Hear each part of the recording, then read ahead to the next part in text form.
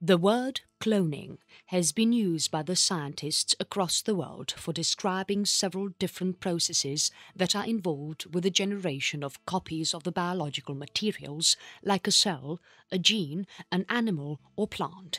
For instance, the cloning of genes has led to the development of new treatments that is created by the biotechnology industry. This can help in the treatment of several diseases like diabetes and hemophilia. In the context of human cloning, a human embryo is produced with the help of cloning that would involve the process referred to as the SCNT, somatic cell nuclear transfer. In the process of SCNT, the nucleus from an egg is removed and then it is replaced by the nucleus from the mature body cell, like the skin cell.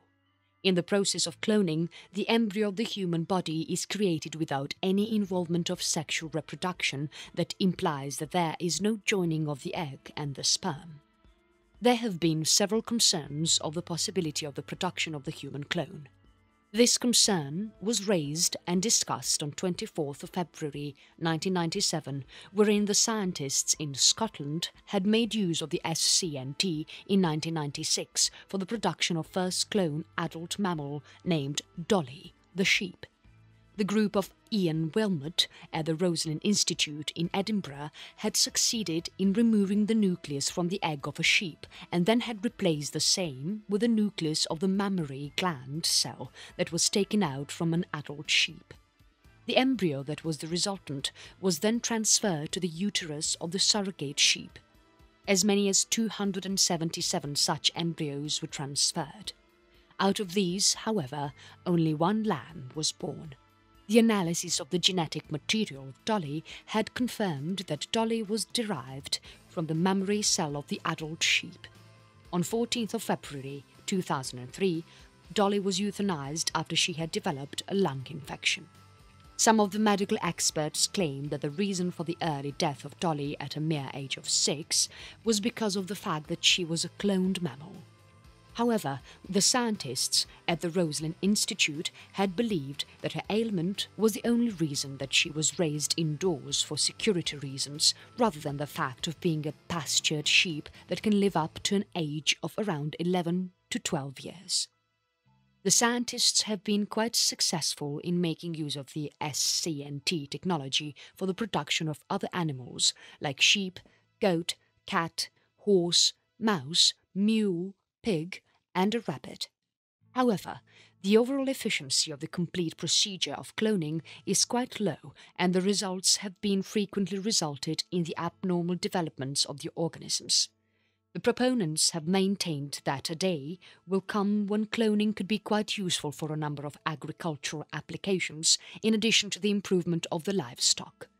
In the current scenario, cloning of the mice has been used for conducting proper research in the field of human health applications. Cloning attempts in South Korea. Charges of several scientific and ethical misconduct have shrouded the reputation of the medical scientists across the world who have been involved in the deriving of the stem cells from the human embryos that have been cloned. During February 2004, the medical scientists present at the SNU, Seoul National University in South Korea, had claimed the first ever success in the isolation of the stem cells out of the human embryo that had been cloned. During May 2005, the same group of medical scientists had announced that they had several major advances in the efficiency for the creation of human clones and cloned embryos with the help of the SCNT technology. They have also succeeded in the isolation of the human stem cells from the cloned embryos. As many as 11 new stem cells have been derived by making use of the cells from patients who were suffering from diabetes, spinal cord injury, or some sort of immune deficiency. With this advancement, the scientists have been offered the hope that one day they will be able to provide possible medical treatments with the help of patient-matched cells. The team of medical scientists have greatly attributed in improving the success rate in several parts for making use of the eggs that have been freshly harvested from the younger women who were quite fertile. This was used in contrast to making use of the eggs that were left over from the older women who had received any sort of fertility treatments in their lives. However, there have been several concerns about the achievements made by the SNU medical group of scientists. The concerns actually began in November 2005 when a co-author of the 2005 paper named Gerald Shatton of the University of Pittsburgh had accused the lead researcher of the SNU group named Woo-Suk Hwang for performing ethical misconduct. In the violation of some ethical standards, and in contrast to the statements that were made in the 2005 paper, the junior scientists at the SNU group had secretly donated their own eggs for conducting the experiments. These junior scientists, along with the other women, had received a good amount of payment for doing their roles in the experiment. This accusation had halted all the plans for the possible collaboration to be made between the medical scientists of the SNU group and the UK and US labs that were announced just 1 month earlier. This also resulted in the resigning of Hwang from all the public positions on 24th of November 2005. On 12th of December 2005, Shatton had asked for the removal of his name from the 2005 paper when he came to know of the fact that the work might have been fabricated. During the time of early December, the medical scientists in South Korea had begun the questioning of the validity of the photographs and several other scientific evidence that were presented in the 2005 paper. This had called for an independent analysis of the data. The SNU and the University of Pittsburgh has begun a separate investigation into the charges. On 15th of December 2005, another co-author of the 2005 paper named Sang Second-Roh had claimed to the Korean media that the research was completely fabricated and that the 2005 paper must be retracted. Hwang had made his agreement to the retraction of the 2005 paper on 16th of December. However, he continued to defend the scientific results made by the scientists at the SNU. On 23rd of December 2015, a preliminary report was released. This report that was released by the SNU had stated that around 9 out of the 11 stem cell lines had been described in the 2005 paper. All of these stem cell lines were completely fabricated. The remaining 2 stem cell lines were still under investigation. On 29th of December 2005, SNU, Seoul National University, claimed that the remaining 2 stem cell lines were not patient-matched and were not derived through the process of cloning. On 10th of January 2006, SNU claimed that the results that were obtained from the 2004 paper had reported the first derivation of the stem cell lines from the cloned human embryo. This paper was also a form of deliberate fabrication. Cloning attempts in the United States and the United Kingdom. The medical scientists of the United Kingdom at the University of Edinburgh and the University of Newcastle, along with the medical scientists of the United States at the University of California in San Francisco, Harvard University and the Advanced Cell Technology, have been working on the derivation of patient-matched stem cell lines from the cloned human embryos. In the United Kingdom, the medical scientists who are performing research on human cloning and embryonic stem cell have been regulated by the HFEA, Human Fertilization and Embryology Authority. A team of medical scientists that is being headed by Alison Murdoch at the University of Newcastle has received permission from the HFEA for starting the therapeutic experiments based on cloning since August 2004. In May 2005, the team had announced that it had succeeded in the creation of a cloned human embryo. However, there have been no reports of the success achieved in the isolation of the stem cell lines from the cloned human embryo. A research team that is headed by Ian Wilmot at the University of Edinburgh has also been seeking permission from the HFEA to start the working on SCNT experiments with the help of the human embryos. The medical scientists at the Harvard Stem Cell Institute have intended for the production of the cloned human embryos for the purpose of research studies on Parkinson's disease, juvenile diseases, and several other forms of diseases. In November 2003, the research group that was headed by Kevin Egan and Douglas Melton had submitted their proposal to a committee at the Harvard University that consisted of several scientists, ethicists, and the experts of the public policy. The team got the preliminary permission to proceed during the research in January 2005. However, this permission was granted on the condition that there were a number of particular restrictions that had to be followed.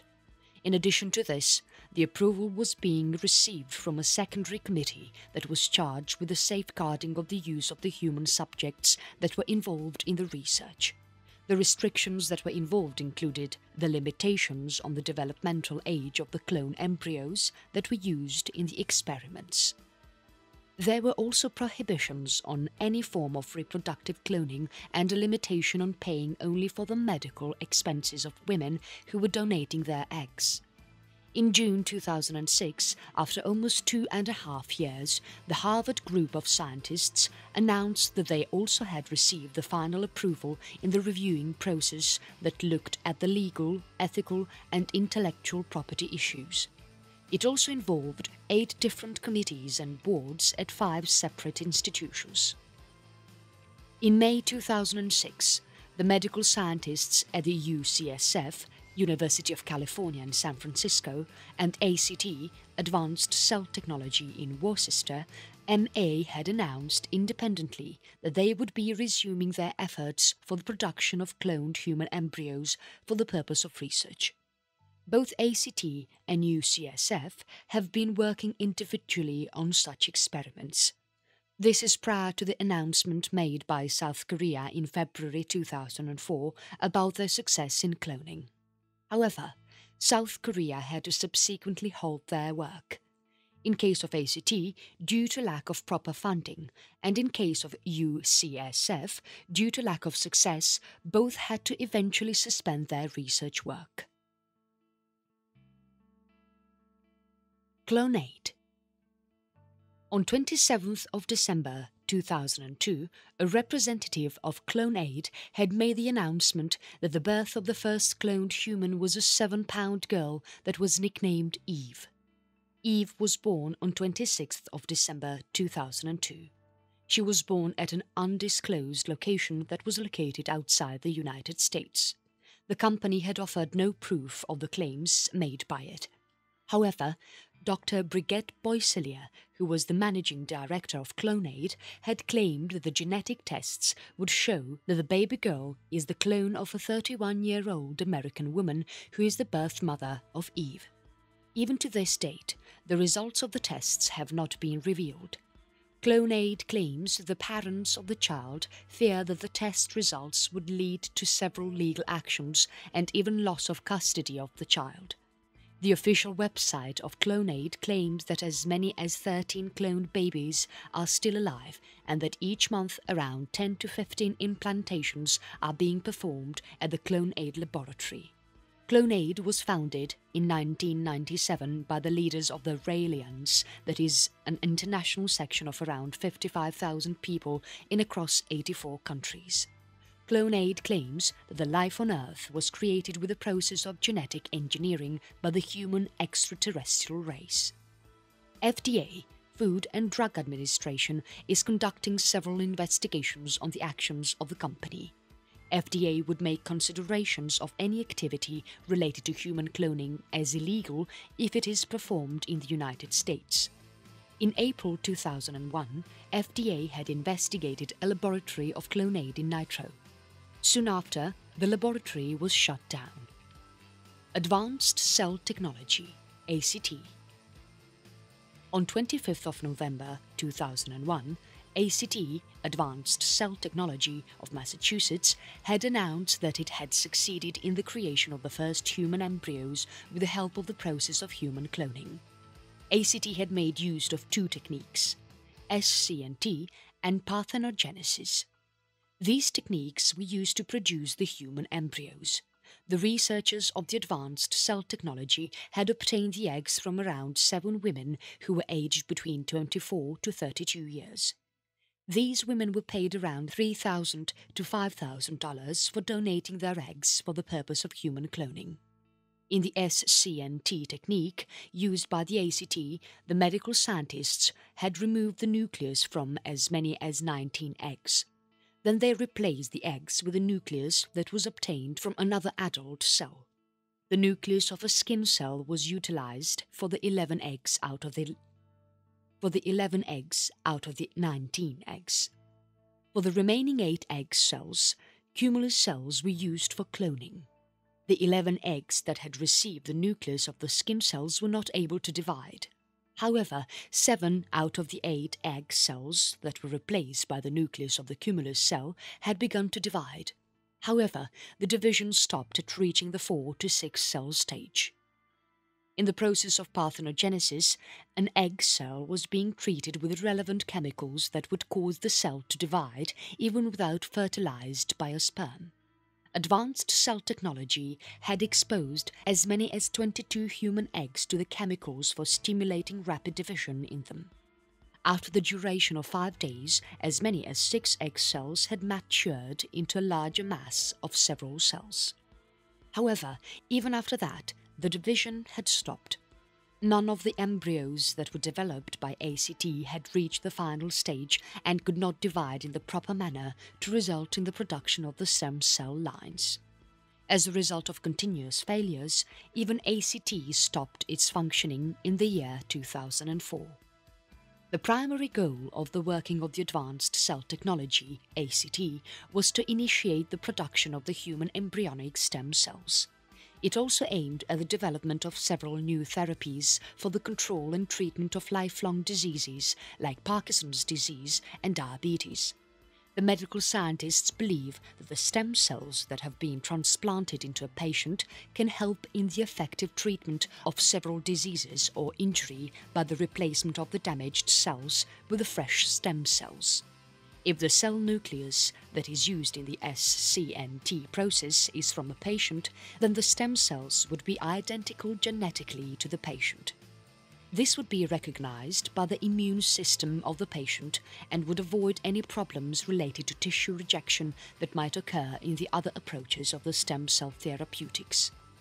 As a result of this, several scientists believe that the SCNT technique that might provide the best hope of treating the patients with the help of stem cells for the transplantation of tissue. Others with intentions of human cloning. Within a span of a year of the announcement of Dolly, several concerns over the issue of human cloning have been raised when a Chicago scientist named Dr. Richard Seed announced on 7th of January 1998 about his motive for cloning a human being. As a response to his announcement, several bills were launched in the 105th Congress that could have banned the human cloning for indefinite period and could even released a moratorium. However, the legislation had been then opposed by several medical organizations, several scientists, and even the industry of biotechnology, and was therefore not intact at all. Other people who had expressed their interest in the reproductive cloning included Dr. Panos Tzavos from the University of Kentucky and Dr. Severino Antinori, who was the director of the fertility clinic located in Rome. It was at a single time that both Dr. Antoniri as well as Dr. Tzavos had been working together in helping other infertile couples to have children with the help of the human cloning technique. During April 2002, there were several reports that were unconfirmed along the media that Dr. Antinori implanted several cloned embryos humans in several women. He said that there were around 3 pregnancies of this kind, which ranged from a duration of 6 to 9 weeks. 2 of the pregnancies were in Russia, along with 1 was in the Islamic State. The claims were highly disputed by the former partner named Dr. Tzavos. During January 2004, Dr. Tzavos had made the announcement that he implanted a cloned human embryo into the uterus of a woman. This announcement was made 2 weeks later he had stated the pregnancy failed. Federal policy involving human embryo research. In the current scenario, none of the United States laws and regulations would prohibit or ban the research work on cloning. However, federal funding that is made available for any type of research that would involve human embryos, starting with IVF, in vitro fertilization, and then later concluding to cloning and the generation of the stem cell lines from the human embryos, had been banned by several policy decisions that have dated to as back as 25 years. Ethics Advisory Board. After the birth of the first IVF baby named Louise Brown in July 1978, the federal EAB, Ethics Advisory Board, had been given the task with the consideration of the ethical, scientific, legal and various social issues that would surrounding the concerns of human IVF. The EAB had released its report on 4th of May 1979. This report had found that the IVF research was quite acceptable from the standpoint of the ethical considerations and could also be supported by several federal funds. The recommendations made by the EAB were never adopted by the HHS. As a result of this, the EAB was dissolved during the year 1980 and no other EAB was ever again generated.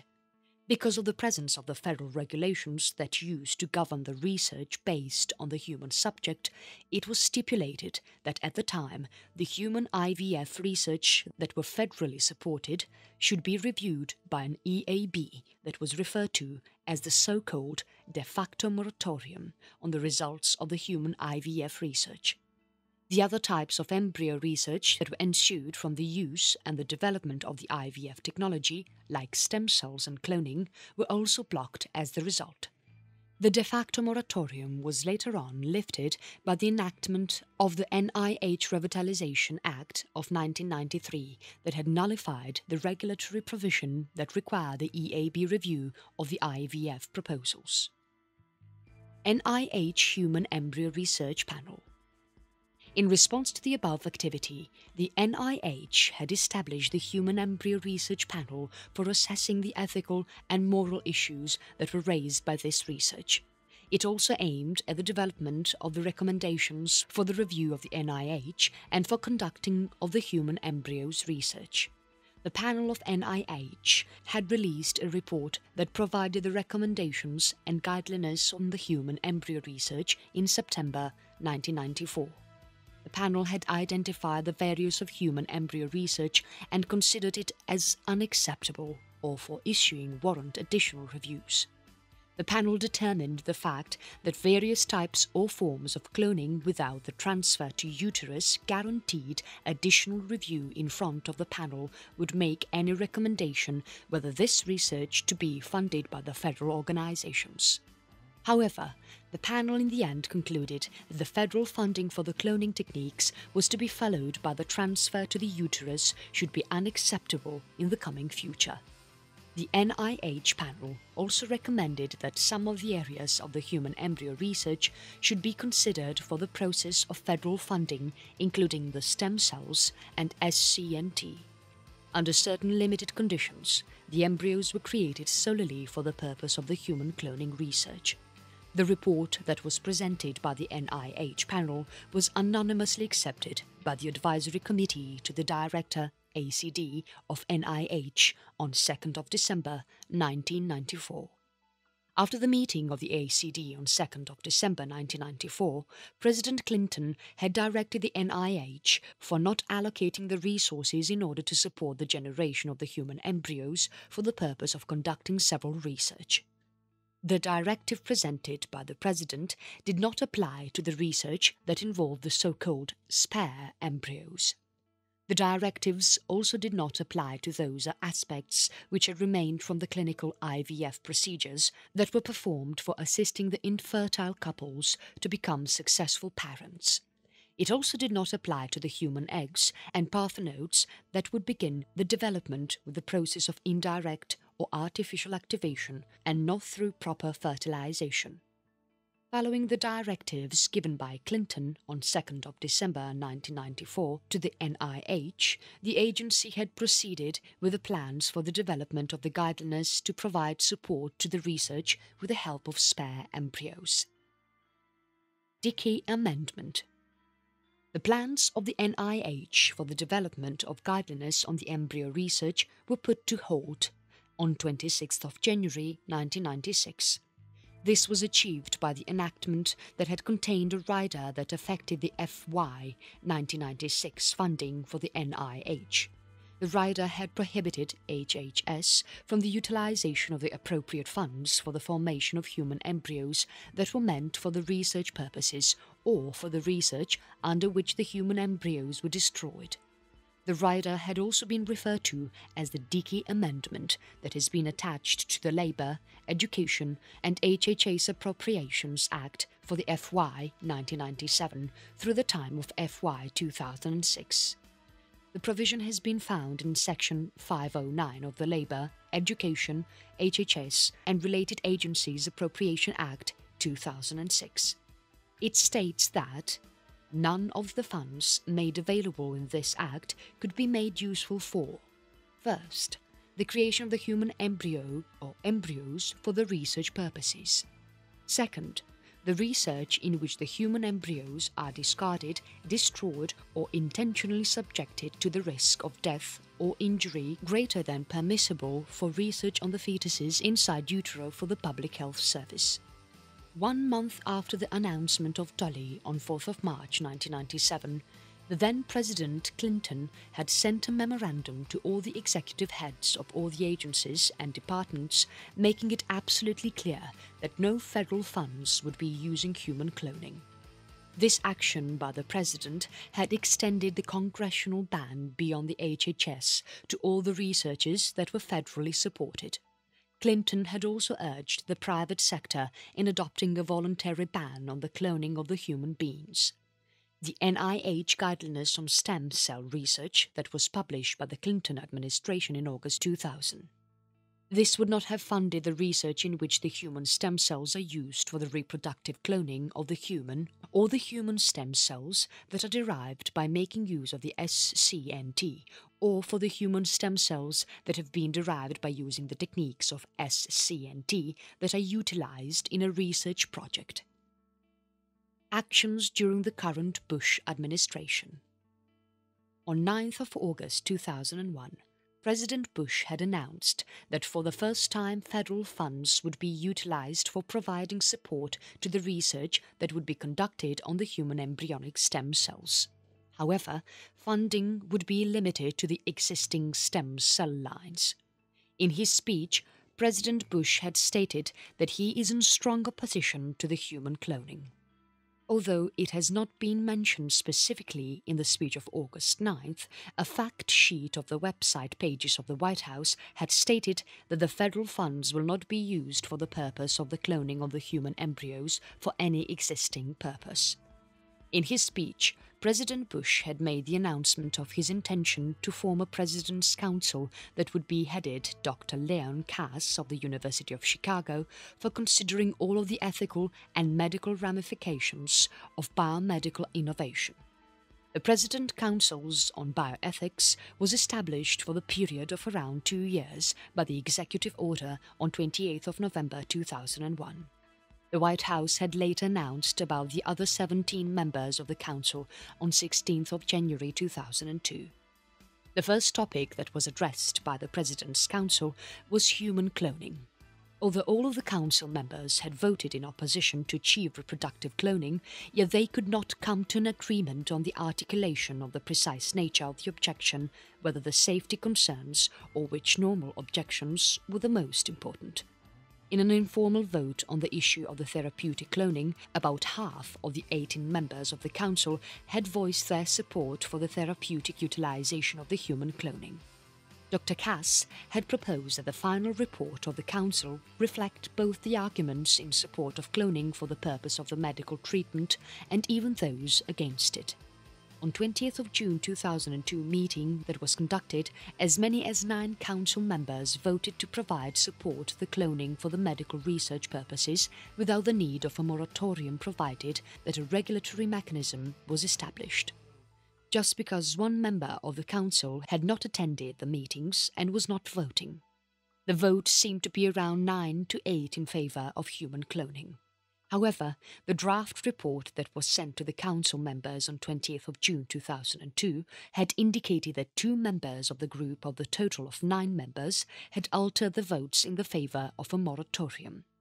Both have made it clear that they have no ethical problem with human cloning for the purpose of biomedical research.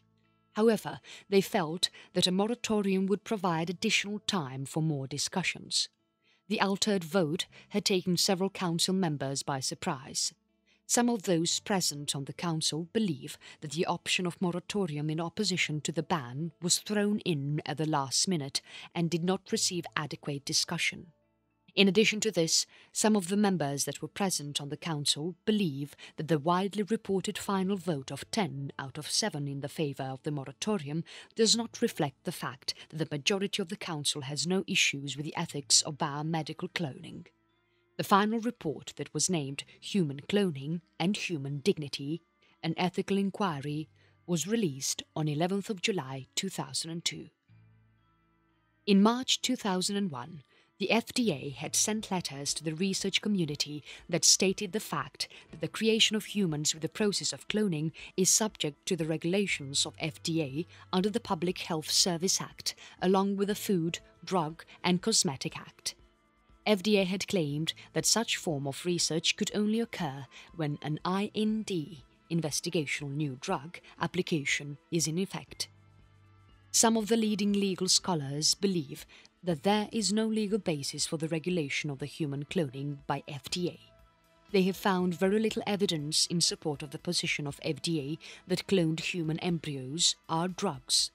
However, the American Society for Reproductive Medicine and the biotechnology industry believe that FDA has the authority for the regulation of cloning and legislation that are quite unnecessary because FDA regulation is preferred to any new action by Congress. On 18th of January 2002, national academies had released the report that was named as Scientific and Medical Aspects of Human Reproductive Cloning. The panel had suggested that the United States should ban the human cloning. The panel was concerned for the safety of both the fetus and the woman and had judged the procedure to be quite dangerous for the use in the human beings at the present time. The ban should be made legally enforceable rather than on a voluntary basis and should also carry significant penalties. The ban must also be reconsidered in 5 years. This should only be under the condition if compelling the new data on the efficacy and safety are presented. In addition to this, a national dialogue on the ethical and social issues suggests that a review is warranted. However, the panel decided that research with the help of the SCNT for the production of stem cells should be allowed such that the considerable potential for the development of the new therapies as well as the advancement of the biomedical knowledge. This position has been considered to be in arrangement with the previous report of the National Academies that has been entitled Stem Cells and the Future of Regenerative Medicine that was released on 11th of September 2001. Due to the lack of the current federal regulation, the National Academies was established in July 2004 under the Committee on Guidelines for the Human Embryonic Stem Cell Research for the development of the voluntary guidelines for the derivation, handling and the usage of the human embryonic stem cells. The claimed position of the National Academies is that there should be a global ban imposed on the human reproductive cloning. Therefore, the guidelines should only focus on the therapeutic and for the research uses of the human embryonic stem cells along with the nuclear transfer of the somatic cells. The committee had released its guidelines for human embryonic stem cell research on 26th of April 2005. The guidelines also recommended that the institutions that were conducting the human embryonic stem cell research should establish an oversight of committees that would include the experts in the relevant areas of ethics, law and science. It would also include the members of the public for reviewing all the proposed experiments. The guidelines also recommended that a national panel should be established for overseeing the issues in general on a constant basis. However, the guidelines state that various types of research should not be permitted even at the present time. These would include culture of any intact or present embryo with no respect to the derivation method for more than 14 days, the insertion of any embryonic stem cells into the human embryo or the insertion of the human embryonic stem cells into any non-human primate embryo.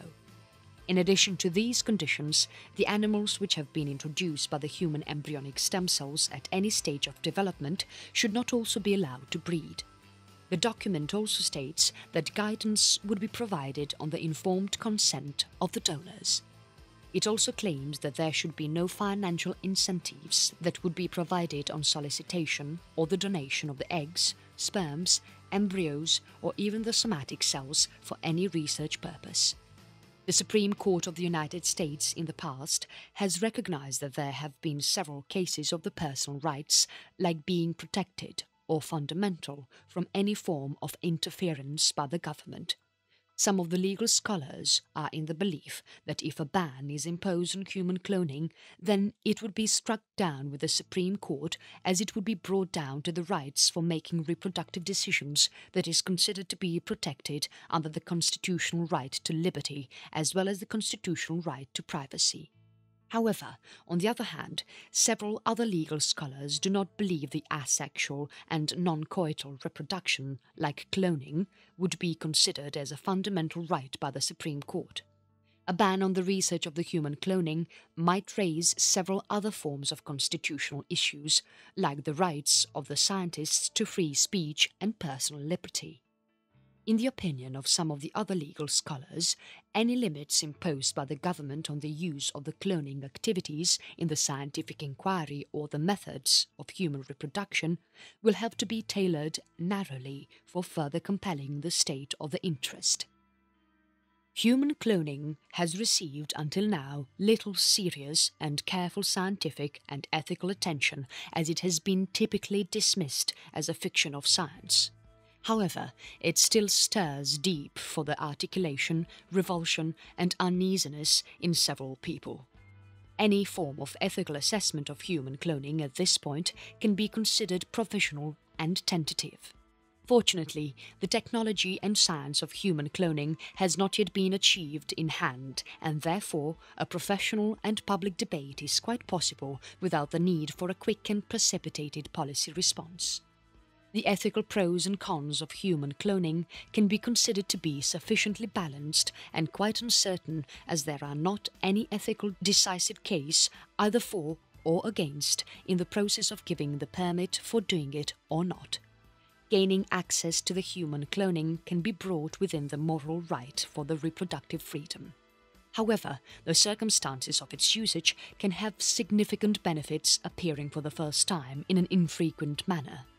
It is not a central component of the moral right to reproductive freedom, and it serves no significant or further social needs.